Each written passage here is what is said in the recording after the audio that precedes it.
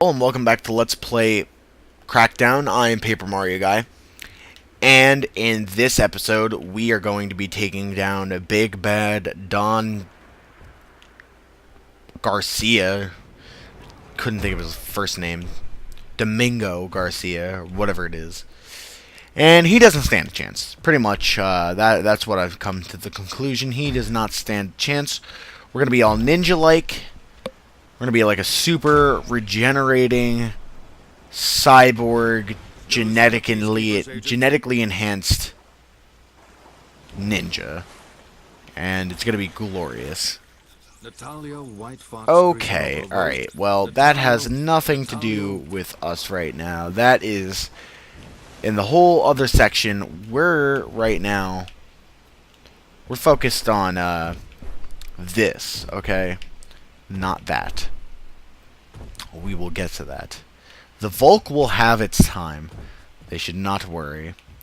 So, we have successfully infiltrated Garcia's wonderful home on his, like, I don't know, private island, if you want to call it that. We're going to switch to our shotgun. And we're going to bombard him with grenades. Because he's standing behind the bar, he's just asking for it.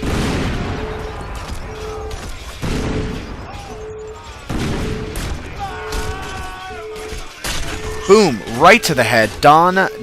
Domingo Garcia has been eliminated. Fresh agency intel for you, Agent.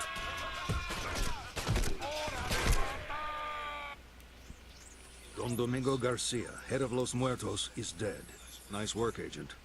Los Muertos is now running riot, out to avenge its loss. It is disorganized but highly dangerous. Stay alert. Oh, I will stay plenty alert as I kill everyone and everything in my way. I'm just going to get nice and close quarters with my shotgun and kill them natural-born killer style. I mean, I'm not all for the whole uniformed military deal, but I mean, come on, you're wearing a tank top.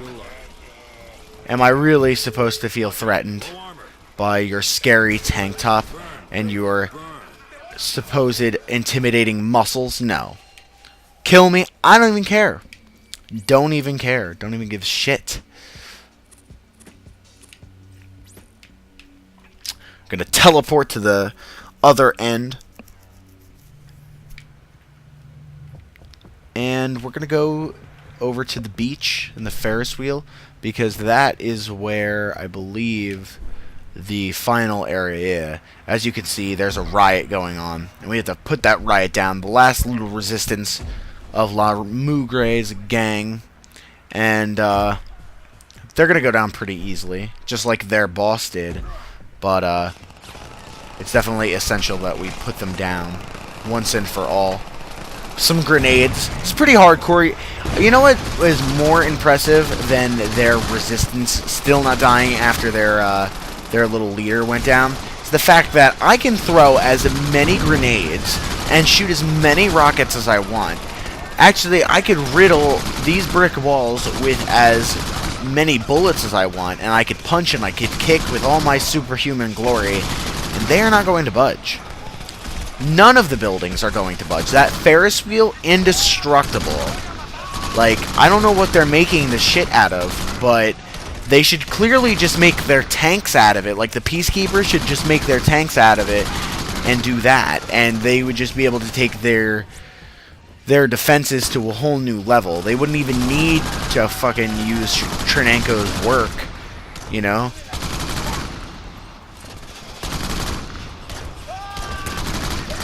Whatever they use to build normal architecture in the land. Los Muertos are buried once and for all. The agency has begun regeneration of La Mugre, cleaning up the filth left by Garcia's scum, and renaming the district Green Bay as a mark of respect to one of the agency's founders. Agent, your initiative and ability are inspirational. Thanks to your deeds, the innocent need no longer live in constant fear of Los Muertos. Alright, so Los Muertos is no more, and La Mugre is once again safe for the people, so that's pretty excellent. And Don Domingo Garcia's was of no problem. He wasn't a problem at all, that's what I'm trying to say. And I guess it's mainly because I am a 2-star agent, so I can kind of hop up and, like, really get the jump on him. No pun intended. Actually, pun very intended. But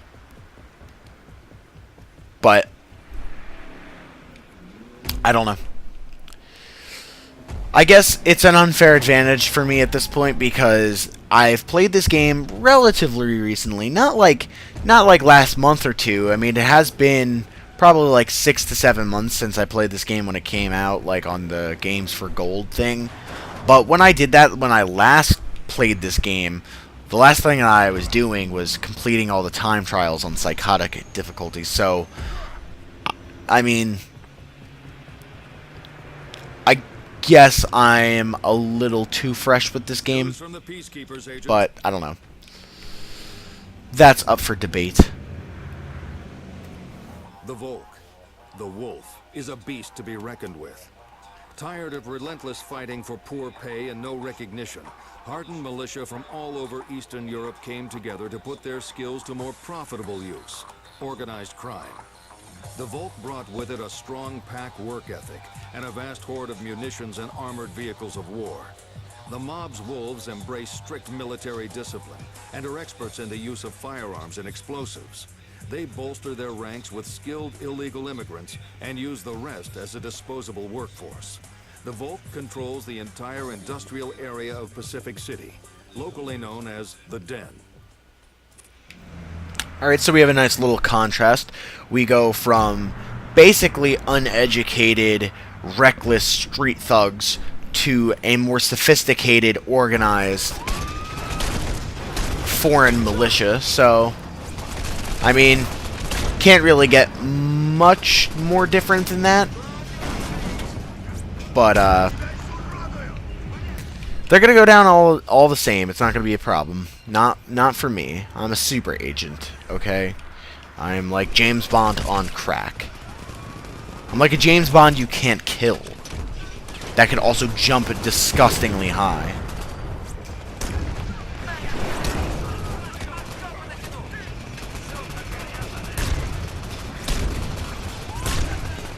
And this shotgun is just very good.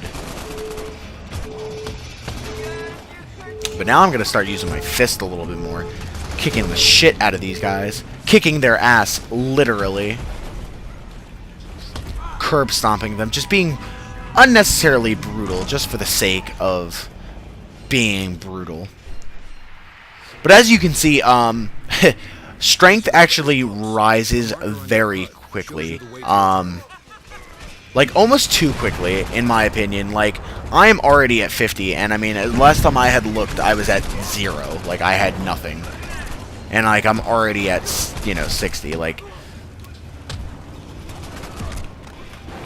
I mean, I guess it's because, like, how many kills are you really going to get with your fists, when you have guns and vehicles and explosives at your side? Like, why wouldn't you go for a more ranged approach? But if you are, like, a melee-based fighter, like, yeah, you're gonna see your stats grow very quickly. Yeah, I'm already at 70.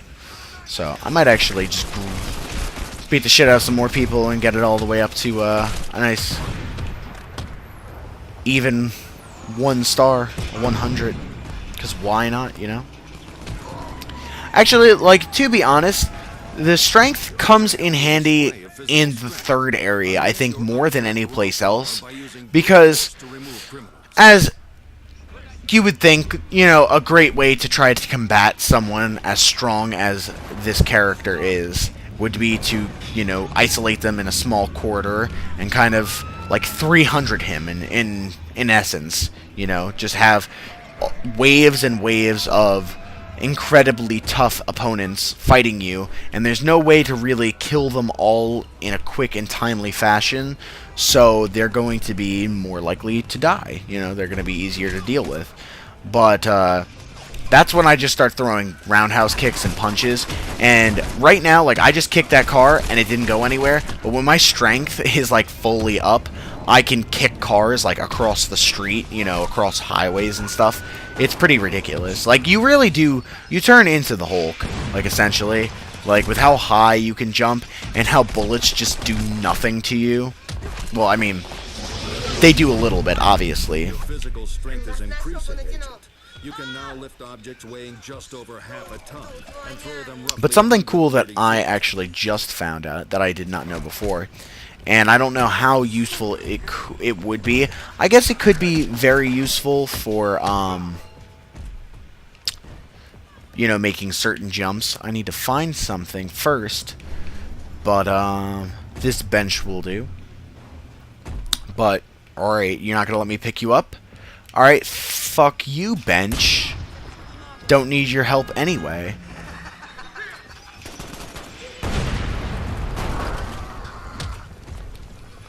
Just look, that's brutal. Just getting kicked like a soccer ball. Alright, maybe this trash can will prove to be... Yeah, there we go. Alright, so basically, if you jump and you throw, and right as you throw it, you press A again, you can actually get like a double jump, and that was a pretty poor example. I didn't like that one either, because you can get like a little bit more than that in your double jump. I didn't get anything that time. This trash can is surprisingly durable. Yeah, I don't know, I'm not getting it for some reason, but you can get a double jump. I did it before, off camera. But I guess it was not meant to be. At least not right now. Alright, so I'm going to come over here to the Indoctrination Center. Now, I'm going to come over here and try to get some supply points. The supply points in the den are a little higher, a little bit more inaccessible, so it's nice to get them early on so you don't have to worry about it. Especially because your agility skill's probably not going to be that high unless you've really, truly been grinding. So it's going to be a legitimate challenge to try to get to the top for some of these. But I don't find it to be too unbearable. And if it is, then you could always go right back into La Mugre, and you have the added benefit of not having to deal with any of the gang members, so you can kind of explore and jump around freely to try to collect all the agility orbs that you may not have collected. You know, whatever floats your boat, whatever makes things easy or, you know, most fun for you.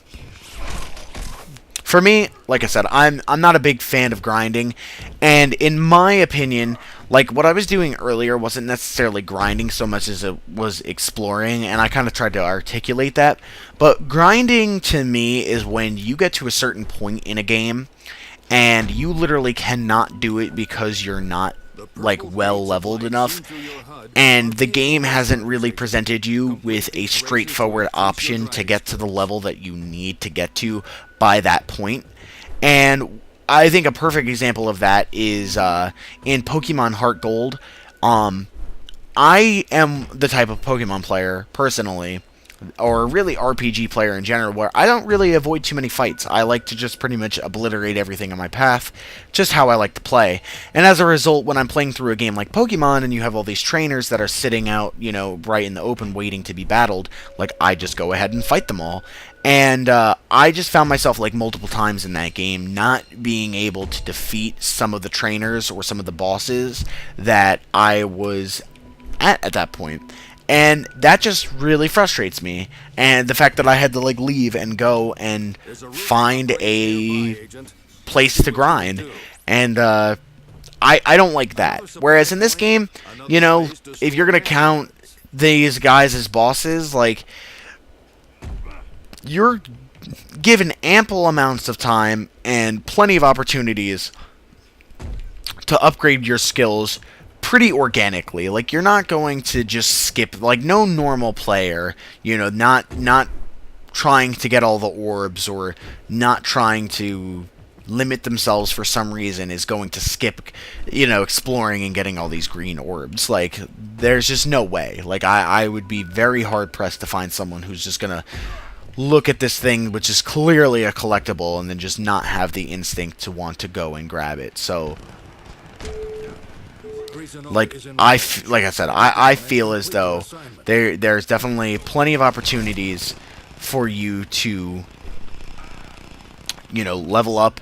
There's plenty of gang members. I mean, and like I was saying before, like, I personally, I have played this game a few times, so I really know the best strategies in terms of approaching bosses and, what order to do them in and stuff like that, and I employ those strategies at my own discretion.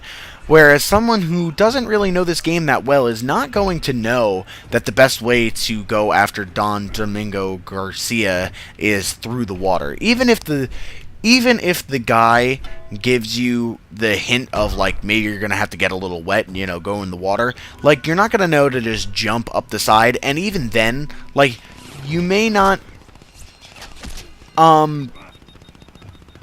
like, you don't have to. Like, I guess that's the key point that I'm trying to make, is, like, you don't have to go up that way. Like, you can go straight through the middle where your agility doesn't need to be upgraded that much. And in all honesty, if you play it smart enough, you don't need any of your abilities to be that high. There's nothing really limiting you, and